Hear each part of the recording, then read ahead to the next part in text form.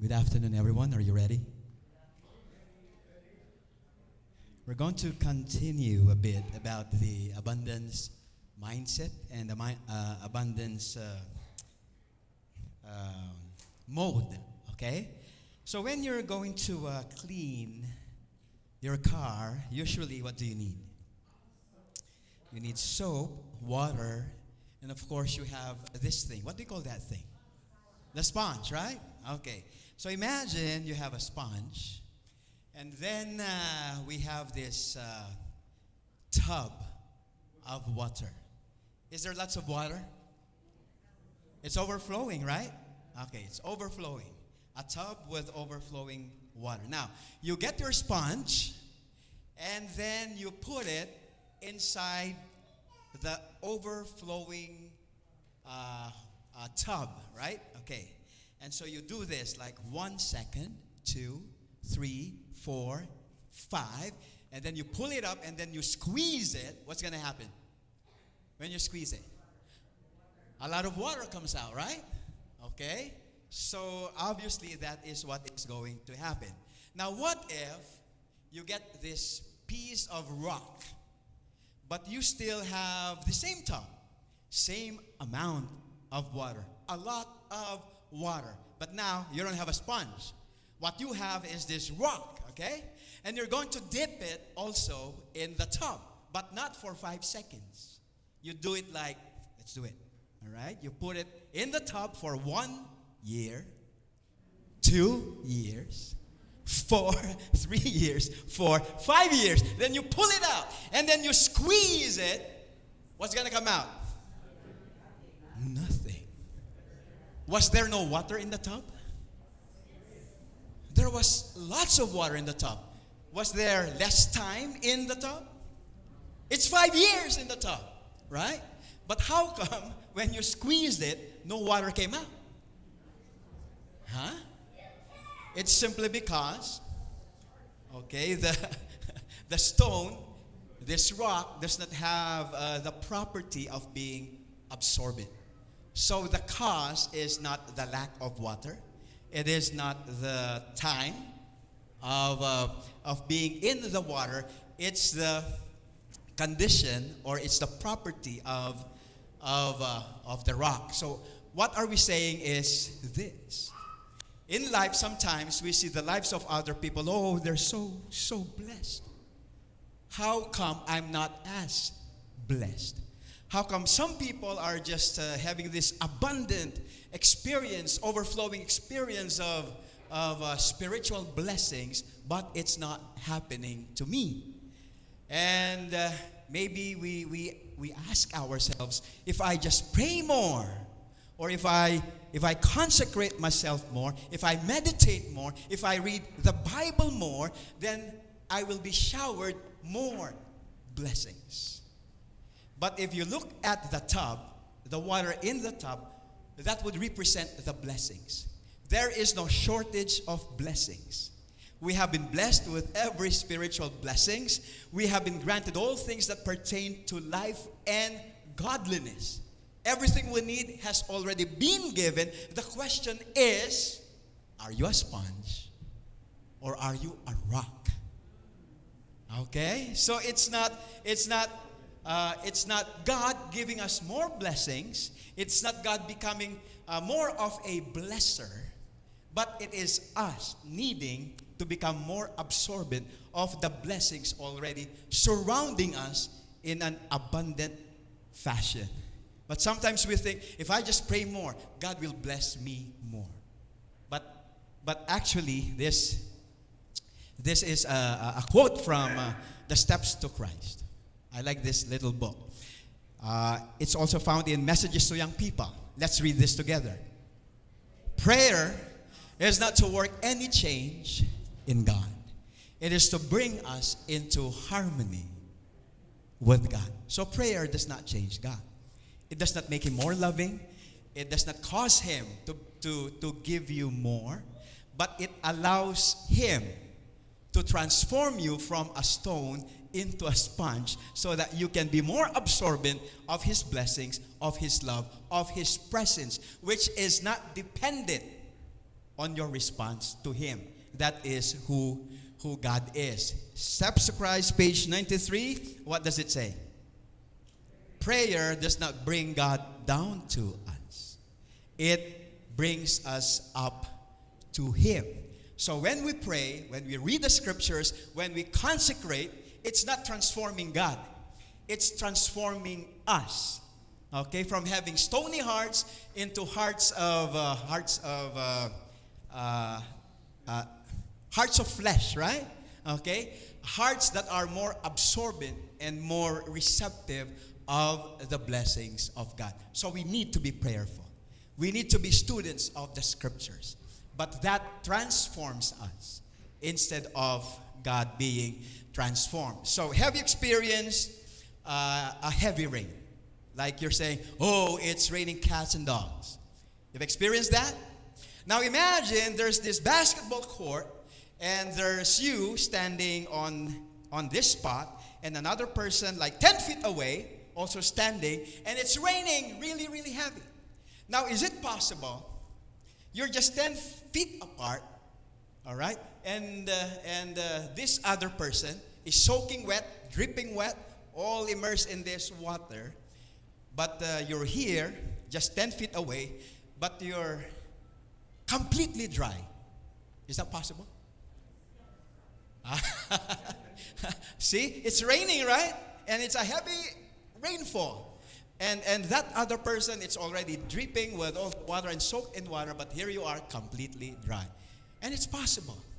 It's possible when when you have an umbrella, when you have a jacket, when you have a coat, right? And when you have these boots. So you're dry even though there's lots of water.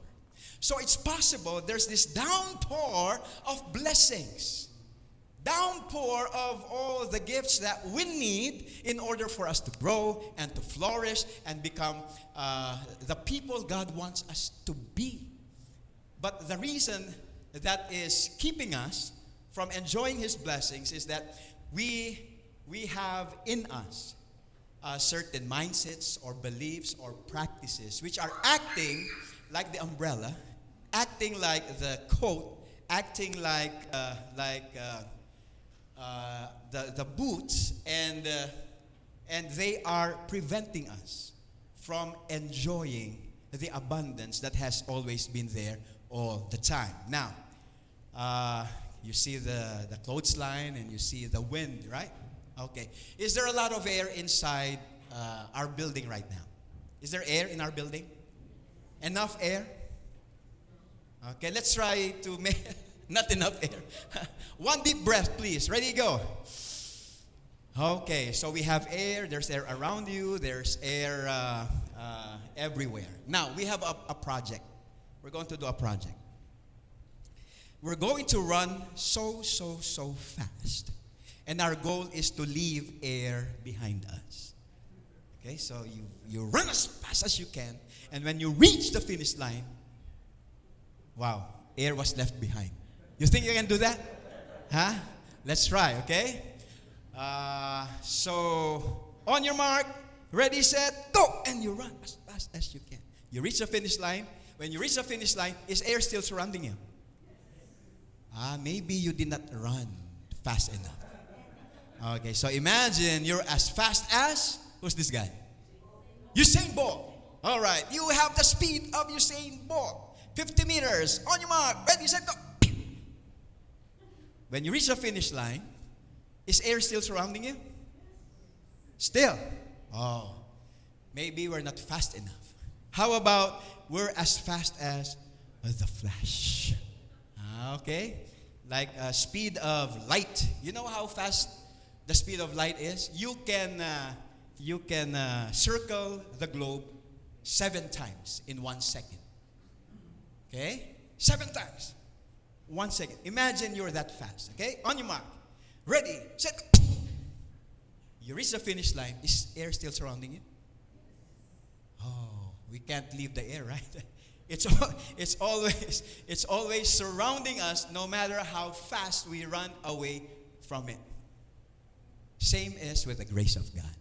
It's like the atmosphere surrounding the earth. It's there, no matter how fast you run away from God. Wherever destination you reach, you open your eyes, and God is there. Like, you run away 1,000 feet, you run away 5,000 feet, you run away 10,000 miles. As soon as you look around, God is there. Because every step you take, God follows. God follows you. Now, what if, okay, my PowerPoint got stuck, and let's try.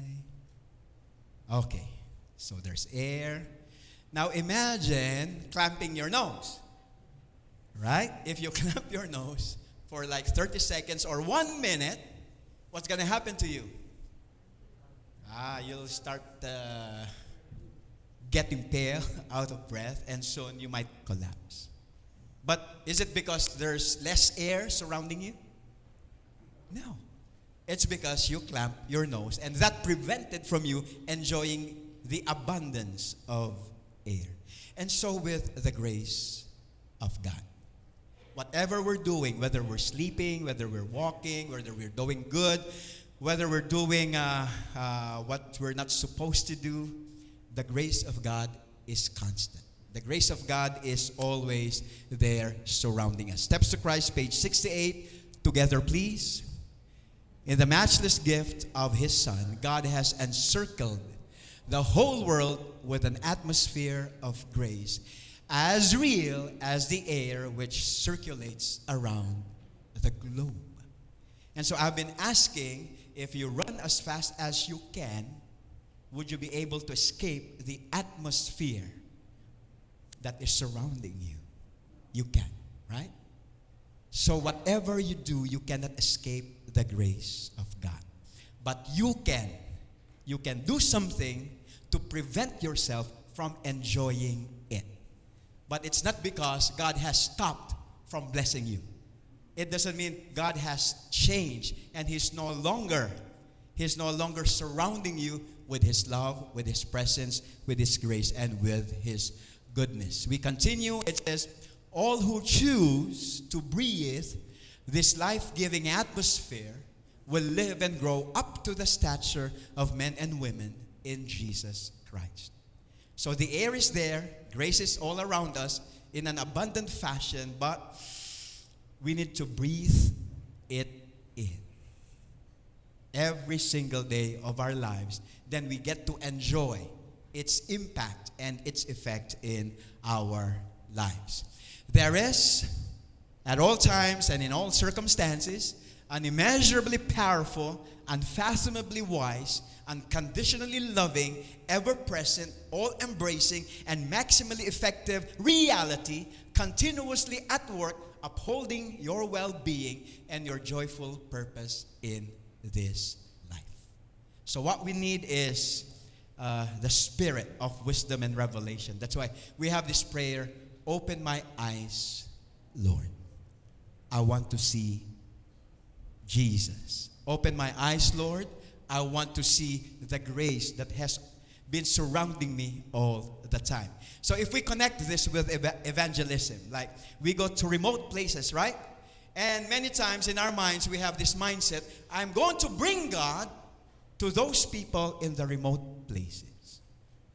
But the truth of the matter is, that's not what evangelism is. Evangelism, when you go to that remote place, it is to introduce to these people the God that has always been there. They just don't know it. Okay, so when you witness, you're not bringing God to people. Because the reason they were born, and the reason they have rain, and the reason there's air, and the reason there's trees is because God has been there all the time. So when we evangelize, it is showing people the God who has always been with them all the time. So it's the abundance mindset. So we can operate from, instead of a deficit mode, we operate from an overflow mode when we understand there's this abundance that we can tune into. It's not something we manufacture. It's something we tune into. It's already a reality. So what we need are eyes that are open to this reality of the rule of grace, the reign of grace, the governance of grace, or this rulership of the grace of God. So that's just an addition to the number 2, okay, competency. I'm going to go to number number 3. Where's number 3? Come on. Okay. All right.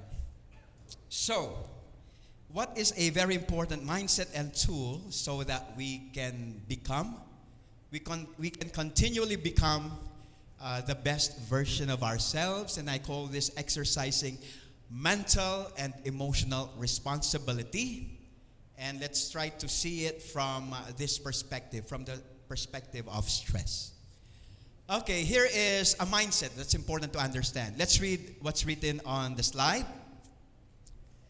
The same stressor or event that is distress to one person could be eustress to another person.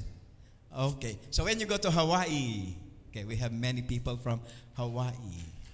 Like if you're near a beach and you never, it's not your environment, right? And then for the first time you're in this beautiful beach and you have, it's the season where you have huge waves, like 10-foot waves.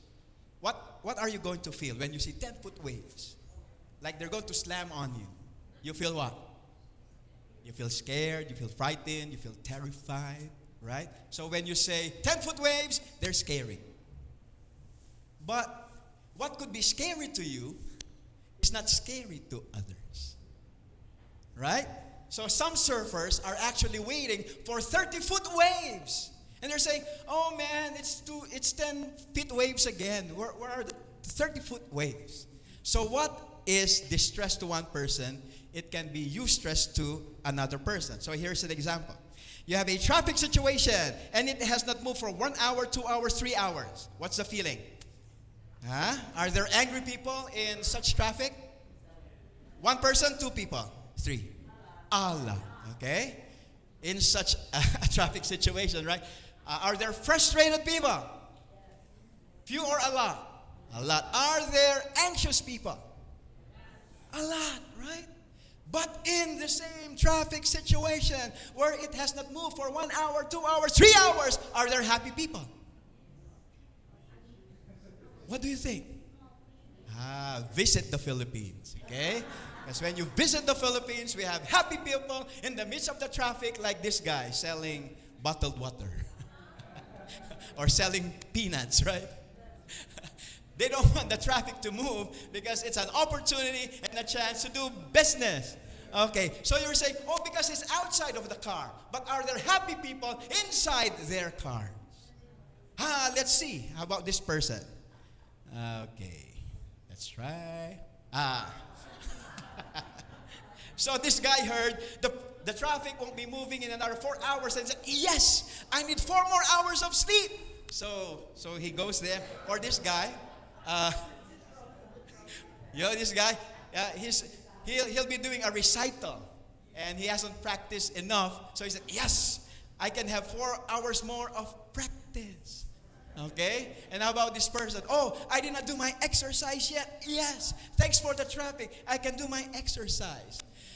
And who's the happiest in a non-moving traffic? Who do you think? Oh, okay, the newly the newly engaged maybe. Okay, they might say, oh, we don't care, even if the traffic never moves. Right? So it's the same situation. Some people are happy, some people are unhappy. So the same stressor that can be a happy event for one person, it can be a distressful event for another person. Now, so let's move on. The distress or eustress. When you say distress, this would be the negative kind of stress. And eustress would be the positive kind of stress. It's not determined or caused by stressors, events, or people. It's not the traffic situation. It is not the event. So for example, you have a Coke of can. And there's a person who loves Coke. And there's this Coke of can and it's cold. And I like that. If you go to this person and you ask him, do you want this? And say, yes. Okay, I'm going to give it to you. I'll even open it for you. But I have to shake it first. So you shake it with all of your might. and you're going to open it right in front of him, what will the person do? Run away, right? Because if you open it, after you shake it, what's going to happen? It's going to explode. It's going to burst, right? Okay, but if you get a bottled water and you give it to that same person, but you shake it as hard as you did with a Coke in can, will the person run away? No. And why is that? Because even if you open it, would there be a burst that's going to happen? No, right? So take a look at this. This is a lesson which we can learn from. The forceful shaking that built high pressure in the Coke in can was the same one. Forceful shaking which the bottled water went through. But the Coke in can, there was a burst. But the bottled water, it was just chill. So look at the last line. What does the last line say? It's not the adversity. It's what you're made of. It's not the situation. It's not the circumstance. It's not the stressor. It's not the event. It is what you're made of. Because if it's a traffic situation, then there will be a uniform response of all the people, of everybody. But because there's a difference, that means what is causing it, it is not the event, it is not the situation, it's not the circumstance, it is not the adversity, but it is the kind of person that is in that situation. So just go to your kitchen, and you can see this in your kitchen. The boiling water that softens the potato is the same boiling water that what? That hardens the egg. It's the same kettle. It's the same temperature. It's the same heat. It's the same boiling water. What happens to the egg? It hardened. What happened to the potato? It softened. It's not the heat. It's what you're made of. Okay, so are we learning something? Okay, here's some more. To make it simpler, okay, we're just trying to hit it from different angles. Your attitude and emotions, such as feeling mad, irritated, sour, bitter, bad trip, or stressed out. You ever felt any of these? One time, two times? Okay. So all of these emotional responses, they are not caused by other people's wrong behavior. They are not caused by negative circumstances. They are not caused by hurtful events.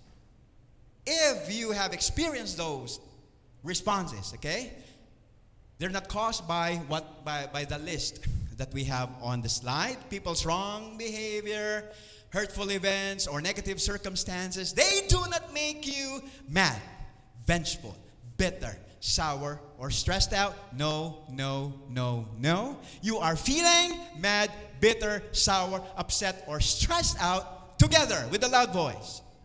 Because you have allowed yourself to become that kind of person who becomes angry or upset in that situation. Because other people have been in the same situation, but they had a different response because it was a different kind of character or person that they developed within them. Okay, so we have allowed ourselves to have mindsets, to have beliefs, to have expectations, to have evaluations, to have perceptions, and to have assessments. And those assessments, okay, which we have memorized over time, is what have been causing our emotions. I have something here with me. I have an orange. Is this an orange? Yeah, okay. So some oranges are sweet. Is that right? Some oranges are sour. So there's a sour variety, there's sweet variety. So question, this particular piece of orange, is it sweet or sour? We don't know, right? We don't know. You can only guess, but we don't know. So how would you know? You have to taste it. What do you do in order to taste it? You have to cut it in half, right? So I have here with me a knife. Okay. So what we're going to do? We're going to cut it in half. Can you see it?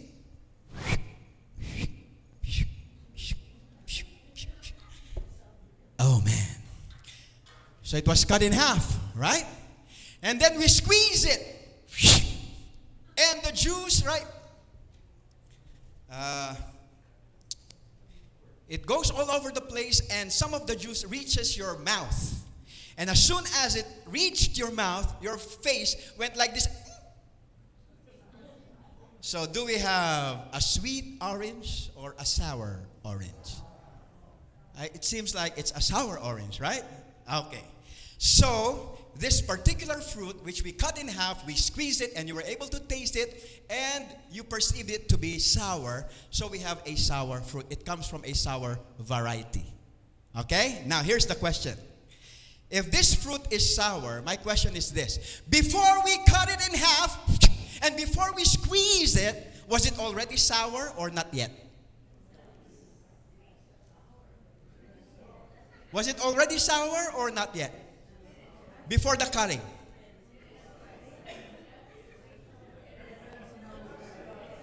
Oh, again, okay? So we have a fruit. We don't know if it's sweet or sour. And you said, oh, we have to taste in order to know. So we cut it in half. And then we squeeze it. And you taste it. It's sour, right? So the question, before the cutting and the squeezing, was it already sour or not yet? Already sour, right? Okay, now, if it was already sour before the cutting and the squeezing, that means it was the cutting and the squeezing that made it sour. Because before the cutting, it was already sour. So why was it sour? Because that's its variety, right? That's what it is. That's the property. So what are we saying? Oh, so listen. When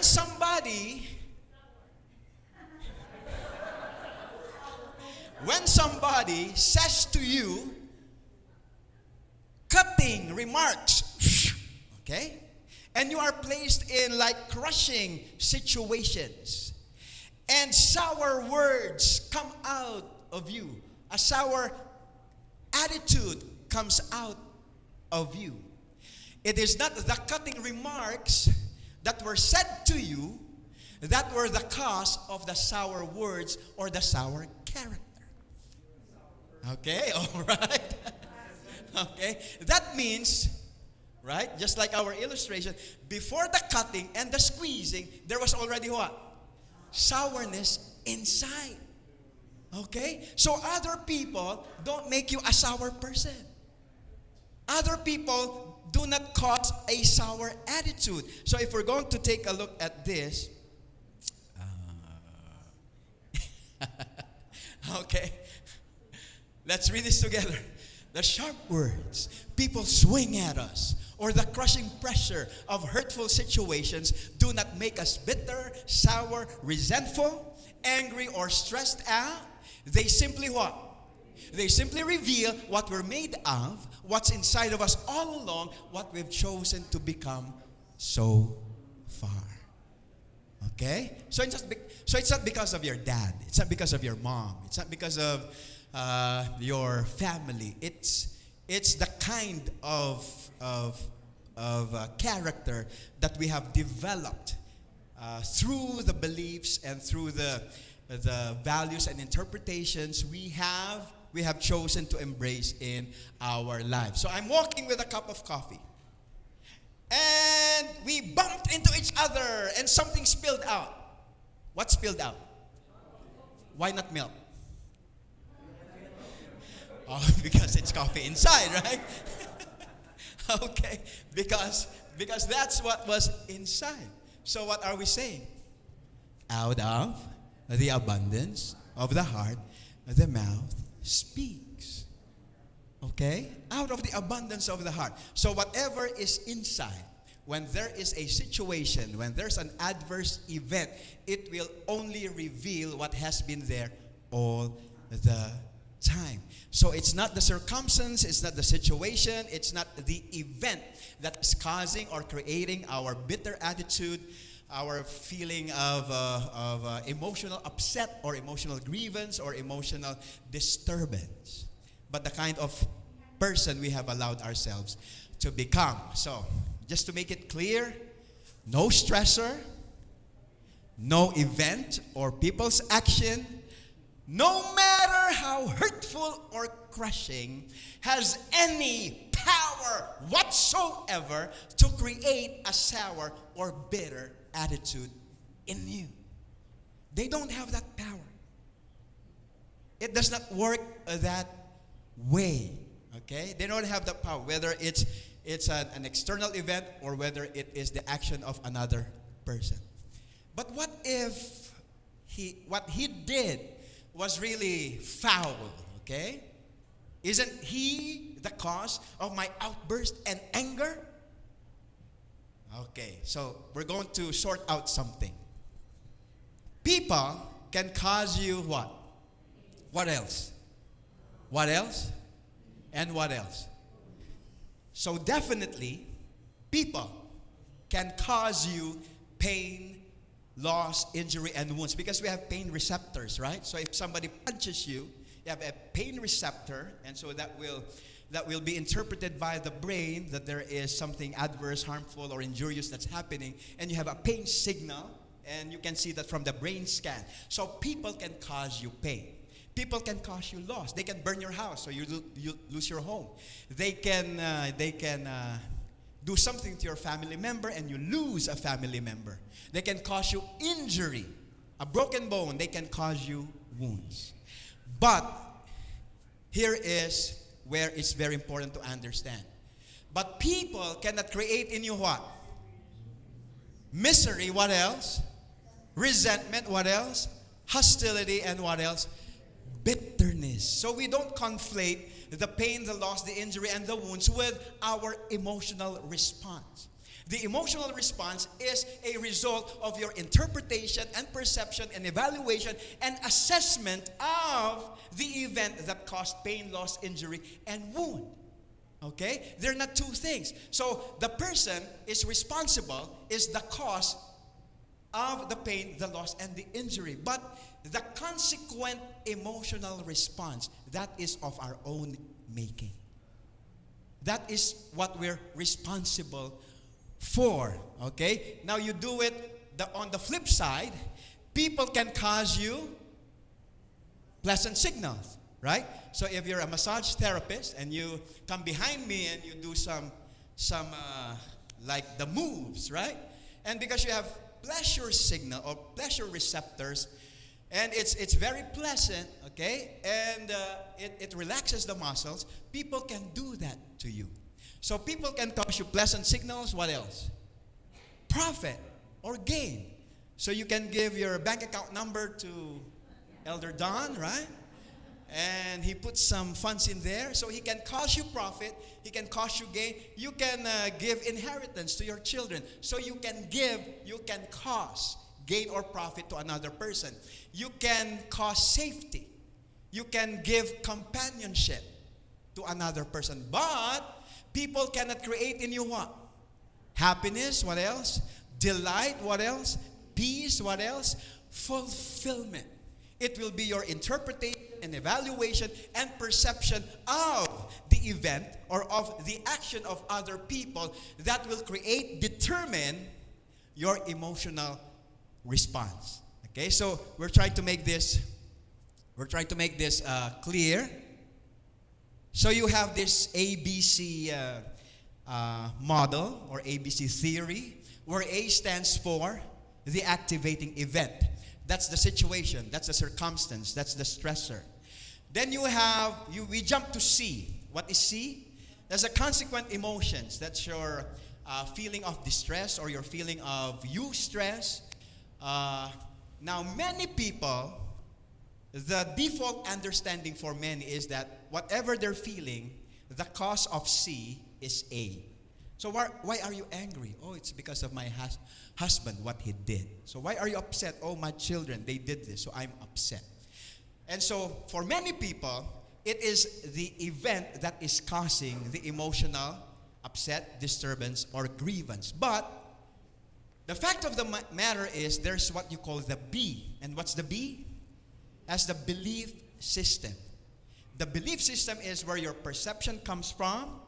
This is where perception is. That's where evaluation and assessment is. That's the inference where it's happening. So if you see the event as a threat, as a risk, as a peril, as a danger to something that which is important to you, then the emotional response would be distress.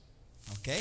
But whatever the event, even if it's the same event, but you see it as an opportunity, you see it as a chance to become a better person, to become a wiser person, to become a more loving person, then as unpleasant as some of the feelings are, there is hope, there is confidence, there is optimism, there is peace in your heart. So what is causing your emotions is not what happened, it's not the event, it's your belief about it. Okay? So, in short, to make it like everyday language, okay? The everyday language for that is this slide. Let's read this slide together. People don't make you feel what you feel. You make yourself feel what you feel. Okay, we're not talking about sensations, because sensations, it's physiological, right? We have pain receptors and we have pleasure receptors. What we're talking about, it's the emotional response, that kind of feeling.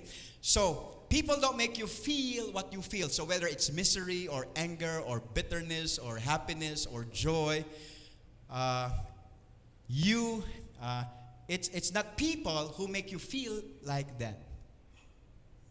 But many times we say, oh, I'm just so happy. My husband always makes me feel happy.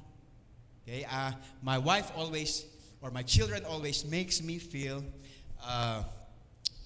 calm or peaceful. But let me see if we have this slide. Okay, so let's take a look at our language. We use the language, or we use sentences like, he made me angry, he made me upset, or COVID-19 worried me, she stressed me out. Are these familiar sentence constructions? Right? Oh, you made me upset again. Hey, you made me sad again. All you do is to make me unhappy. That's how we talk. That's how many people talk. But when that's the way you talk, what you don't realize, what you're actually saying is this. So what are you saying? People or events are in control of my feelings. I am not in charge of my thoughts and emotions. Because look at the sentence. She made me upset. So who's the cause of the upset? She. Right? She made me upset. So it's not in your control. You don't have a say as far as to what feelings you like, because it's in other people's hand. It's like the remote control. You want to watch channel 20, but you don't have the remote in your hand, so you're at the mercy of the person who has the remote. Okay? So if in the same way you are saying, he made me upset, all you do is to make me unhappy, what we're saying, we're not in control. And that's not all you're saying. What's number 2? I have no choice but to be angry or stressed out. I don't have any choice but to be miserable. I don't have any choice but to be emotionally upset. What else are you saying? I cannot be happy even if I want to. Because it depends on the other person. If other people make you happy, so if they don't do that which makes you happy, you will never be a happy person. Okay? And the saddest thing about that is this. Let's read this, the last one.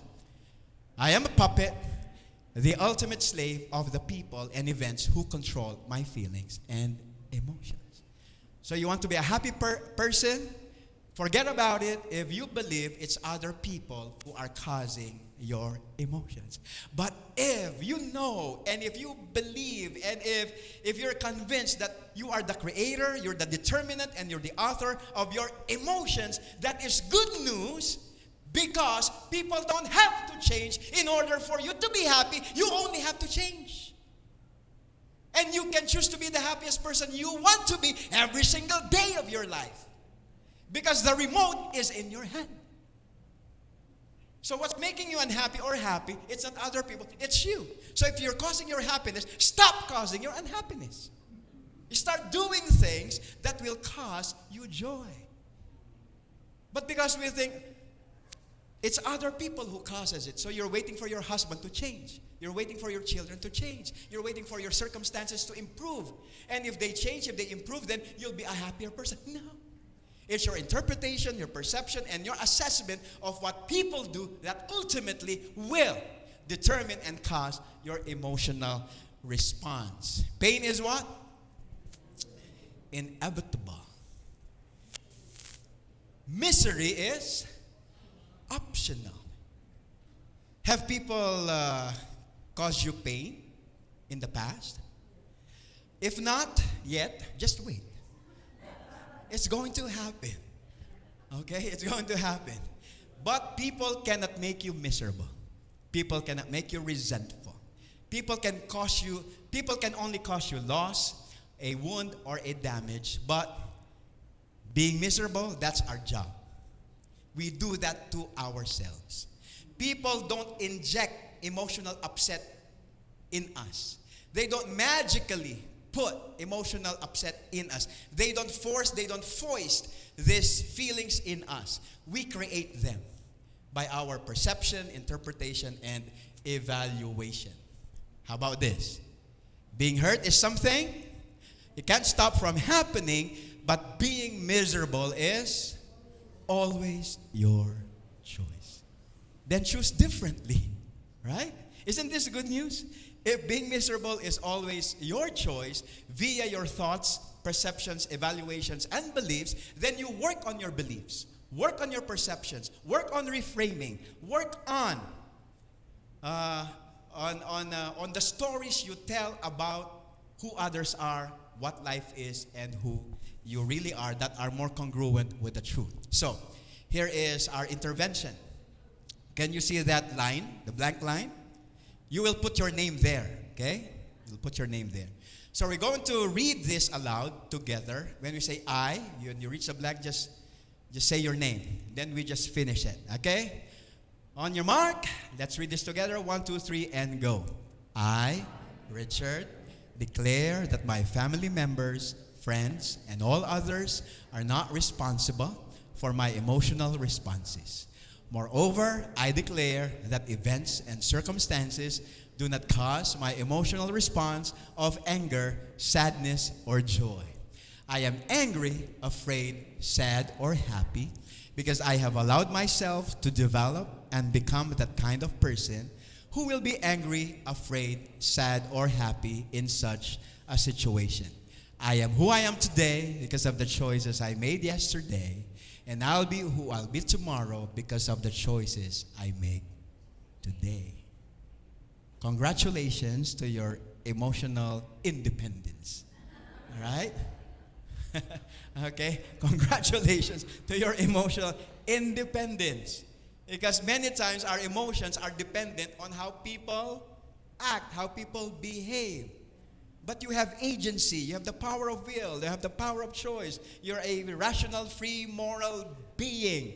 Okay? And if you use that correctly, if you use that constantly, consistently, in congruence with the truth, then you will have a different emotional experience. The mental health implication, let's go past this. I just want to share the last one.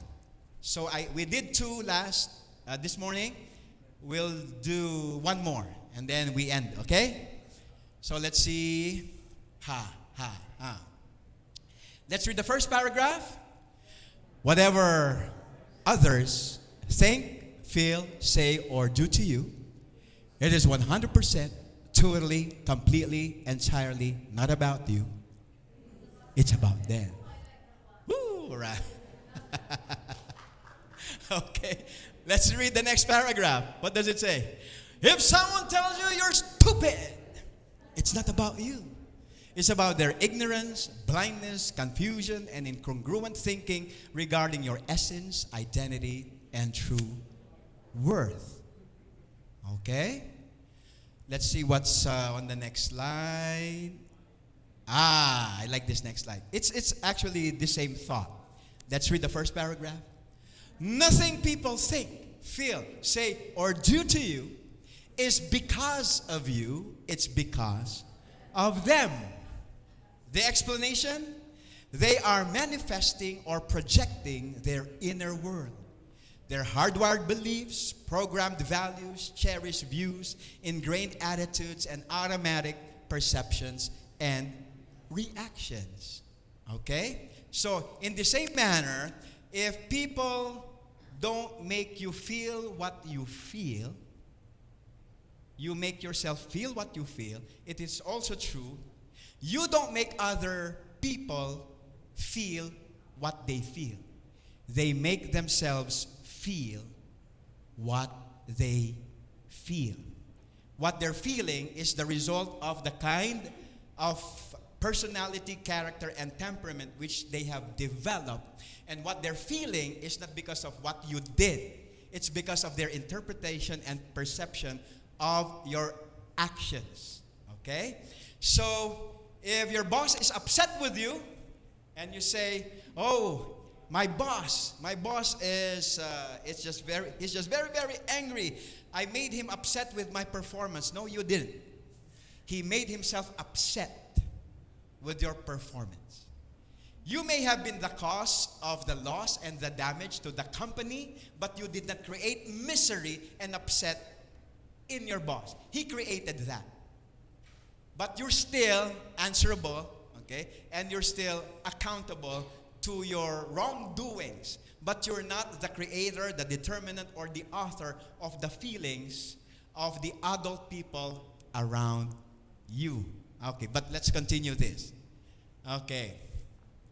When you feel offended and resent someone who tells you you're stupid, it's because you have already irrationally made something that is 100% not about you to be what?